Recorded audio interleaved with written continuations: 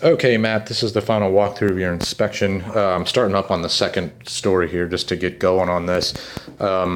This is what I got right here. I'm using my cell phone. This is a tick tester. I'm going to calibrate this first, and you have to calibrate it on a known hot wire.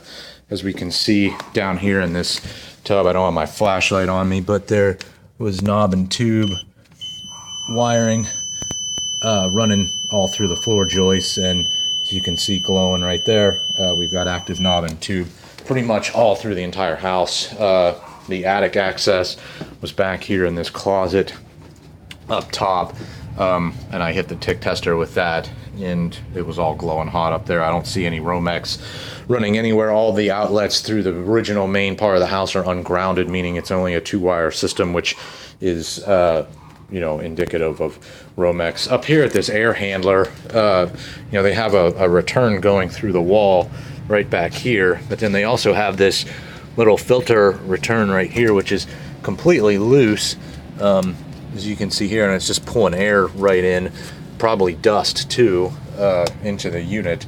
That return needs to be shut off because basically this is a closet door right here, so all it's doing is just drawing air from this closet into the air handler. And then also up here you've got your attic, which isn't sealed, so when this closet door closes, it's going to want to pull and suck air, so it's probably pulling a lot of warm air out of the attic at these unsealed areas into your air handler, and that's really cutting down on your efficiency. So I would probably get that duct completely removed. As we go back here into, I don't know what to call this, a master, I guess, bedroom. Down here in this floor in the corner, as I pull the carpet back, you can literally see right through the floors completely deteriorated. There is a scupper drain up above here, or a parapet that's probably leaking right down into that. Deteriorated the whole floor. You can see there's some stucco cracking here at the joints along the sides and the top of the windows up there. That's not quite proper. And then back here in this room on the other side, this was where there was a scupper drain, because on the other side right here, this wall, there was a downspout. The scupper's actually right up above here, but you can see all the signs of moisture damage here on your baseboard, wall areas. So I'm almost 100% sure that scupper drain, right here on your windows is loose. Your windows, basically, they don't lock here. They're not able to really be sealed. This one doesn't even go all the way up, to the corner. So those will need replaced. Your electric panel is upgraded. The air handler in this to a 200 amp. The air handler in this closet was put in 95, and then the subsequent outside unit was put in 2013. So you have unmatched systems. Building code, I'm pretty sure they didn't permit that.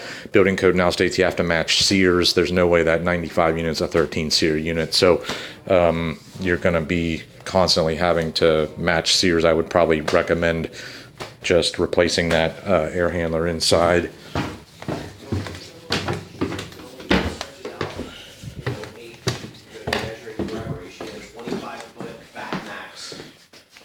Not really much found in the downstairs area or the additions inside.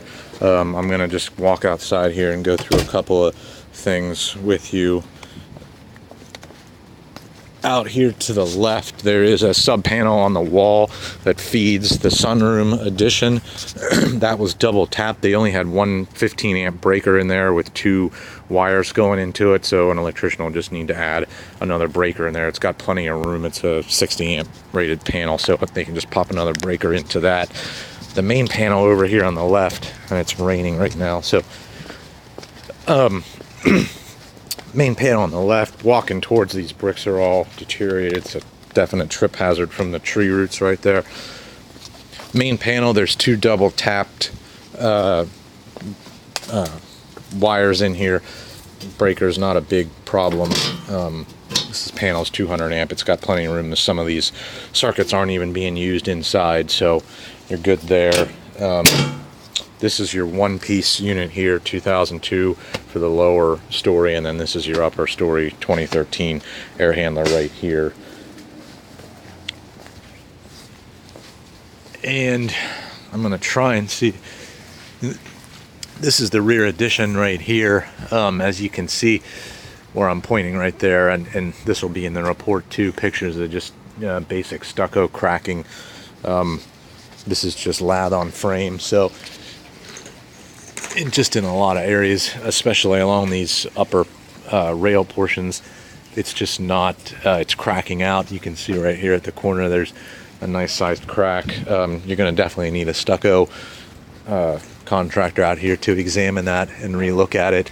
I did not get to the roof as of yet, just because it's raining. I do have a helicopter with a camera on it, but it does not work very well in the rain, so I'm going to come out and try and fly that either later this afternoon or at some point tomorrow. And then going back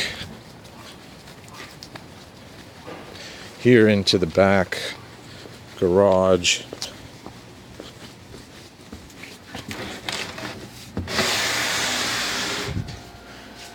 this room here was musty. I guess they said they had, you can see at the bottom of the door there that's deteriorated. They had, you know, a water leak somewhere from something. This is your water heater tank here. It's a 90, I forget if I said 95 or it's 98 tank. It's got quite a bunch of rust here on it, so it's now 15 years old. It's probably going to need replaced soon.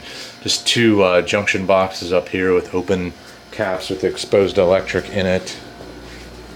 And then everything in here was okay. Swimming pool looked okay. Pump was corroded.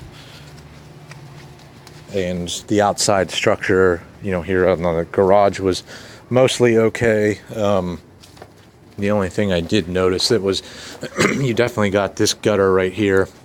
It was obviously full. You can see the plant grown in it. It's got overflow stains of water running down. And then when they built this little back section here to the garage, there was a tree stump, and they just literally instead of digging it out of the ground or grinding it down, they just built this little thing right around it. And I'm guessing, you know, this framing is just sitting right on the old tree trunk. So this is, you know, just an open space right here. It's not completed, you know, framed in. So just kind of more like a carport type structure. So you know, it seems like it's sturdy. Just was just pointing it out as a defect. And then with your swimming pool, your standard building practices require any door that swings outside to the pool has to have an alarm that beeps to it, and then just for safety, and then all your fence gates as well, you know, that lead into the pool are supposed to have automatic close spring lock mechanisms with a lock that locks the gate behind it. When this pool was put in, didn't have, you know, that wasn't a requirement, so those things aren't in place, but you'll see that in the report as well. And that basically sums up a lot of the, well, actually it doesn't. The only other thing I needed to get to you on was the crawl space area. This crawl space was had a concrete footer around it, and then block built up, and then through the middle of the house there's another complete concrete bearing wall, so you can't go in this crawl space and go all the way through. They have one on either side of the house on both sides. So you basically had, when they installed the air conditioning, they punched through sections of that middle bearing wall to run the ductwork through. So you've got floor joists in there being completely unsupported, and then also on both sides you had some dry rot from on the floor joists themselves. Some of them been repaired, some of them improper, some of them have not been repaired and need repaired.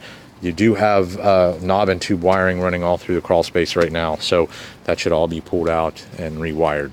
I think that covers pretty much all the major issues with this property.